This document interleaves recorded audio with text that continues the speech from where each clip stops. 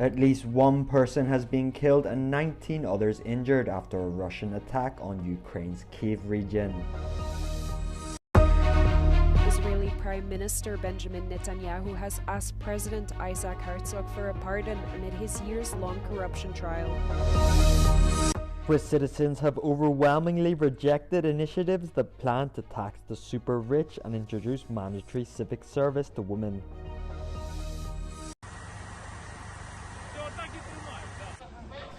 At least one person has been killed and 19 others injured in another Russian attack on Ukraine overnight.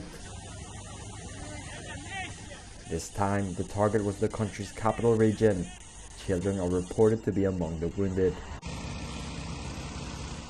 Firefighters worked hard on Saturday into Sunday to put out fires in residential areas in the city of Vyshgorod. Hundreds of residents were forced to evacuate. The Ukrainian Air Force reported intercepting 104 of the 122 drones launched by Russia overnight. Moscow also launched 2 ballistic missiles from occupied Crimea.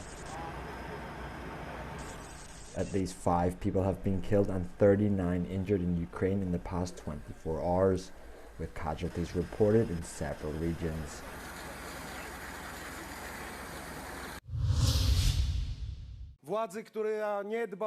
Polish President Karol Nawrocki is set to travel to Hungary on Wednesday, but the president will no longer meet with Hungarian Prime Minister Viktor Orban, as was previously announced.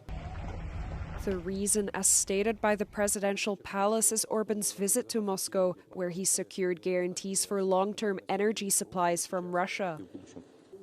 Since Russia's full-scale invasion of Ukraine, no European head of state or government has been to Moscow, apart from the Hungarian and Slovak prime ministers. Orban's trip to Russia was therefore heavily criticized by EU leaders. Nawrocki was set to meet Orban in private for the first time since he won the presidential election in June. The meeting could have been a sign of a slight improvement in relations between Poland and Hungary, which have been strained due to Hungary's close ties with Russia. Israeli Prime Minister Benjamin Netanyahu has asked President Isaac Herzog for a pardon amid his years-long corruption trial.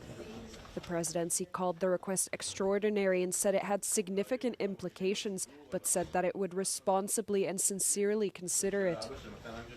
Netanyahu has repeatedly denied any wrongdoing, but says the trial has divided the country and claims the pardon would help unify Israel. However, the opposition has criticized the request and says it would undermine the rule of law. Netanyahu is charged with fraud, breach of trust, and accepting bribes in 3 separate cases. He has not been convicted of any crime. The request comes just weeks after US President Donald Trump similarly requested Herzog to pardon Netanyahu. Mr. President, why don't you give him a pardon? The US leader had called the charges unjustified and called the case against Netanyahu a witch hunt. Swiss citizens have overwhelmingly rejected initiatives that plan to tax the super rich and introduce mandatory civic service to women. In a referendum held on Sunday, neither initiative gained even a quarter of the votes needed to go ahead. Critics, including the federal government, warned that such a tax could drive wealthy families and entrepreneurs abroad, ultimately harming the Swiss economy. The initiative planned to use the tax money to fight climate change. Wie ich bereits im letzten Dezember anlässlich der Verabschiedung der Botschaft erklärt habe, teilt der Bundesrat zwar das grundsätzliche klimapolitische Anliegen der Initiative.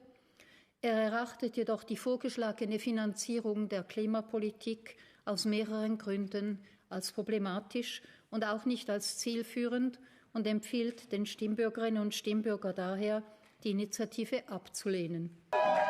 Supporters argue that the richest individuals have a disproportionately large carbon footprint and should contribute more to climate solutions.